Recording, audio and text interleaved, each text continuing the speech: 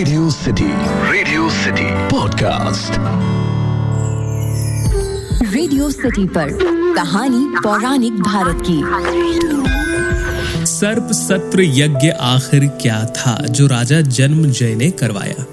अखिल के साथ हैं आप रेडियो सिटी पर और ये है कहानी पौराणिक भारत की, एक ऐसा पॉडकास्ट जहां मैं आपके लिए रामायण, महाभारत, पुराण इत्यादि से अलग अलग किस्से कहानियां लेकर आता हूं। आज की इस कहानी में मैं आपको सर्प सत्र यज्ञ के बारे में बताऊंगा, जिसके बारे में उग्र श्रवाजी शौनक ऋषि जी को बताते हुए कहते हैं कि सर्प सत्र यज्ञ विधि से प्रारंभ हुआ। सबकी आंखें धुएं से लाल हो गईं। वे सभी ऋत्विज काले वस्त्र पहनकर मंत्र उच्चारण पूर्वक प्रज्वलित अग्नि में होम करने लगे। जो कार्य हो रहा था वो सभी सर्पों के हृदय में कपकपी पैदा करने वाला था। सभी नाग आकर आग के मुख में गिरने लगे। सर्पगण तड़पते हुए दीन स्वर में एक दूसरे को पुकारते हुए प्रज्वलित अग्नि में गिरने लगे। वे उछलते, लंबी सांसें लेते, पूंछ और फनों से एक दूसरे को लपेटे हुए धधकती आग के भीतर अधिकाधिक संख्या में गिरने लगे। सफेद, काले, नीले, बूढ़े और बच्चे, सभी प्रकार के सर्प विविध प्रकार से चित्कार करते हुए जलती हुई अग्नि में विवश होकर गिर रहे थे। कोई 1 कोस लंबा था तो कोई 4 कोस लंबा, तो किसी की लंबाई गाय के कान के बराबर थी। वे सभी छोटे बड़े सर्प बड़े वेग से आग की ज्वाला में निरंतर आहुति बन रहे थे। इस प्रकार लाखों, करोड़ों और अरबों सर्प वहां विवश होकर नष्ट हो गए।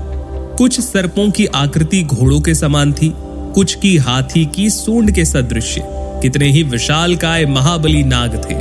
भयंकर विष वाले छोटे बड़े अनेक रंग के बहुसंख्यक सर्प, जो देखने में भयानक, आकारण ही डसने वाले और अत्यंत शक्तिशाली थे, अपनी माता के शाप से पीड़ित होकर स्वयं ही आग में पड़ रहे थे।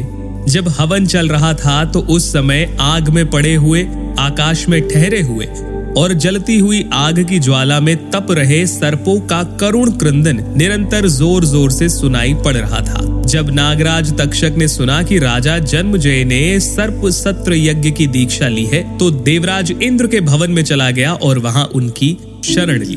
तब इंद्र ने कहा कि नागराज तक्षक, तुम्हें यहाँ उस सर्प यज्ञ से कदापि कोई भय नहीं है। तुम्हारे लिए मैंने पहले से ही पितामह ब्रह्मा को प्रसन्न कर लिया है, अतः तुम्हें कुछ भी भय नहीं है। तुम्हारी मानसिक चिंता दूर हो जानी चाहिए। जिसके बाद नागों में श्रेष्ठ तक्षक उस इंद्र भवन में सुख और प्रसन्नता के साथ रहने लगे। नाग निरंतर उस यज्ञ की आग में आहुति बनते जा रहे थे। सर्पों का परिवार अब बहुत थोड़ा ही बचा था और ये देख वासुकी नाग अत्यंत दुखी हुए और मन ही मन सोचने लगे। इसके बाद उन्होंने अपनी बहन से कहा, भद्रे, मेरे अंगों में जलन हो रही है, मुझे दिशाएं नहीं सूझती, मैं शिथिल सा हो रहा हूं और मोहवश मेरे मस्तिष्क में चक्कर सा आ रहा है, मेरे नेत्र घूम रहे हैं, हृदय अत्यंत विदीर्ण सा होता जा रहा है। आज मैं भी विवश होकर उस यज्ञ की प्रज्वलित अग्नि में गिर पड़ूंगा। जन्मजय का ये यज्ञ हम लोगों की हिंसा के लिए ही हो रहा है। निश्चय ही अब मुझे भी यमलोक जाना पड़ेगा। बहन, तुम्हारे लिए मैंने तुम्हारा विवाह जरत्कारु मुनि से किया था, उसका यह अवसर आ गया है। तुम बांधवों सहित हमारी रक्षा करो। श्रेष्ठ नाग कन्या, पूर्व काल में साक्षात ब्रह्मा जी ने मुझसे कहा था, आस्तिक उस यज्ञ को बंद कर देगा। अतः वत्से, आज तुम बंधु बांधवों सहित मेरे जीवन को संकट से छुड़ाने के लिए अपने पुत्र कुमार आस्तिक से कहो, बालक होने पर भी वो वृद्ध पुरुषों के लिए भी आदरणीय है, वही हमें बचा सकता है। अब आगे क्या हुआ ये मैं आपको आगे किसी दूसरे पॉडकास्ट में बताऊंगा, लेकिन फिलहाल के पॉडकास्ट में सर्प सत्र यज्ञ से जुड़ी हुई इतनी ही बातें सुनते रहिए रेडियो सिटी। रेडियो सिटी पर कहानी पौराणिक भारत की।